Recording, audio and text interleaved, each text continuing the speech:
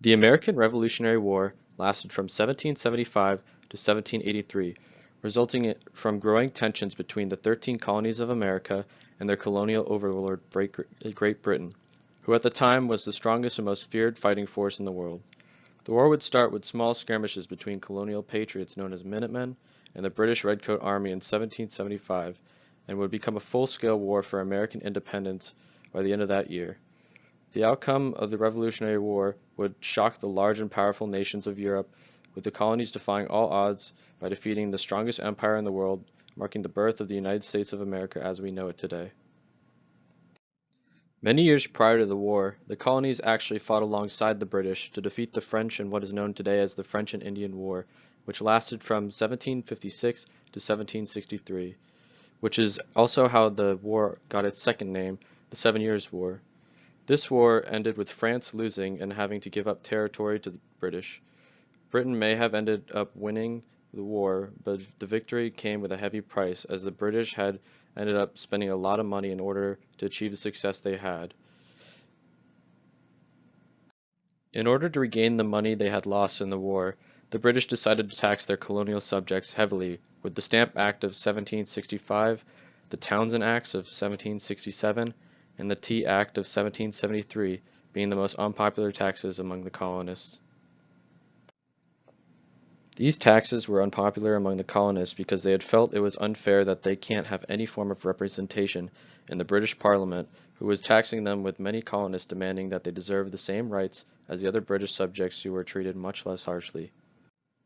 This led to protests all across the 13 colonies, but the colonial resistance that had started out peaceful would soon become violent when in 1770 a group of British soldiers would open fire on a crowd of protesters in the streets of Boston, causing the death of 5 colonists. This tragic incident became known as the Boston Massacre and only upset the colonists even more.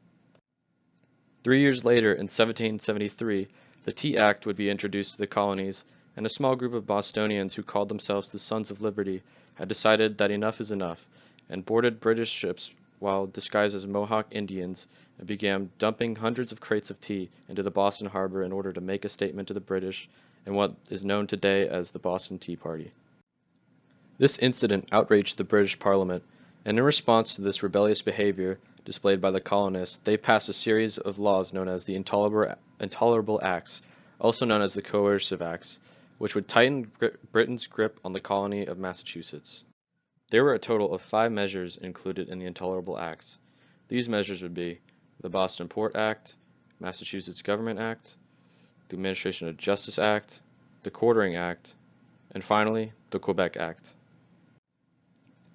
The Boston Port Act ordered the closing of the Port of Boston until the damages that were caused from the Boston Tea Party were paid.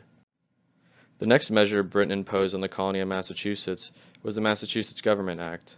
which placed restrictions on town meetings and changed the governor's council to an appointed position. The Administration of Justice Act was put in place, protecting British officials from being charged with a crime if one is committed. This pretty much gave the officials the ability to do whatever they want without facing any consequences, as they were seen as above the law compared to other colonists. The Quartering Act required colonists to use their home as a place for British soldiers to live in if a soldier demands it, which was a major inconvenience for many of the colonists who had trouble affording to feed and provide beds for soldiers.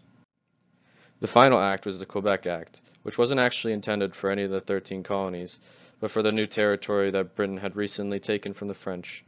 Instead of restricting freedoms like the previous acts, the Quebec Act actually gave people living there more freedom, such as the freedom to practice their own religion of Catholicism, and allowed them to keep their own existing judicial system. This was done by the British in order to make sure the people of Quebec remained loyal and not cause any problems like the other colony of Massachusetts had. This also upset American colonists because they were Protestant, and they didn't like the fact that there were Catholics able to practice their own religion so close to their border. These intolerable acts were intended by the British to cut off the city of Boston and the region of New England from the rest of the American colonies, in order to keep the colonies from becoming disloyal and uniting against British rule, thinking that other colonies would be too afraid to risk having restrictions placed on their colonies to come to the aid of Massachusetts. Unfortunately for the British, these acts created the opposite effect. and the other colonies began sending supplies to the city of Boston, and formed a secret government known as the Continental Congress, made up of representatives from each colony in order to denounce the abuse of power of the British and create a plan to form a unified resistance against the Crown. This government was kept a secret from the British because what the delegates of these colonies were doing would be seen as treason against the Crown, which was punishable by death. Many of these delegates, such as George Washington and Patrick Henry of Virginia, John and Samuel Adams of Massachusetts, and John Jay of New York, would later play a significant part in the founding of the United States as we know it today. The Continental Congress held their first secret meeting in the city of Philadelphia in September of 1774. The purpose of this first meeting was only intended to share each colony's grievances they have faced from British rule, such as the injustices of taxation without representation and the quartering of British troops in homes without the consent of the homeowner. They also discussed and came to the conclusion that every citizen should have individual rights, such as life, liberty, property, assembly, and trial by jury. They then concluded the meeting by agreeing to meet again in May of 1775 in order to discuss more about how to act against Britain. But before that meeting could even take place, the war for the fate of the colonies had already begun.